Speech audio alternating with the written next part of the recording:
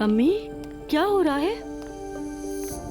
Elif साहिबा नाश्ते की मुंतजर हो रही हैं। मैडम को भूख लगी है। दुआ ने जो कहा था बिल्कुल वैसा ही हो रहा है। क्या कहा था? क्या आपको याद नहीं है कि जब तक एलिफ नहीं आती इस घर की हुक्मरान मैं हूँ? लगता है आप सब कुछ भूल गई है। नायला, कभी तो सोच समझ के बोला करो। तुम में अकल है या नहीं? हयात, उसे बता दो इस घर में कोई भी अपने कमरे में नहीं खाता। अगर कुछ खाना है तो बाहर आकर खाए। ठीक है आपा। अच्छा अम्मी, हम उस औरत के साथ कैसा सलूक करेंगे? उसके लिए घर को कैद खाना बना देंगे। मुझे तो बहुत अच्छा लगेगा। ठीक है।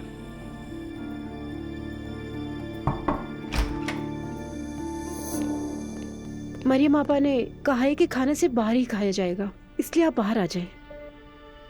ठीक है, अगर उन्हें मुझे बार बार देखने का शौक है तो आ जाऊंगी मैं। बता देना उन्हें।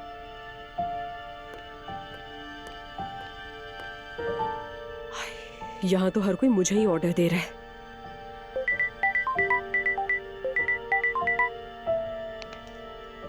Good morning. Good morning. कहाँ हो तुम?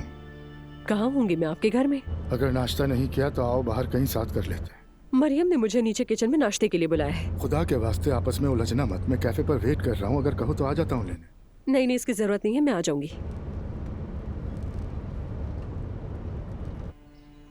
चलो अब जाकर उस मरियम से निपटते हैं।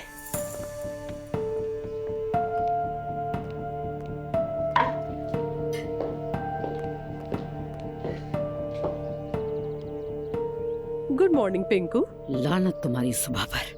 आपने ही मजबूर किया है मुझे।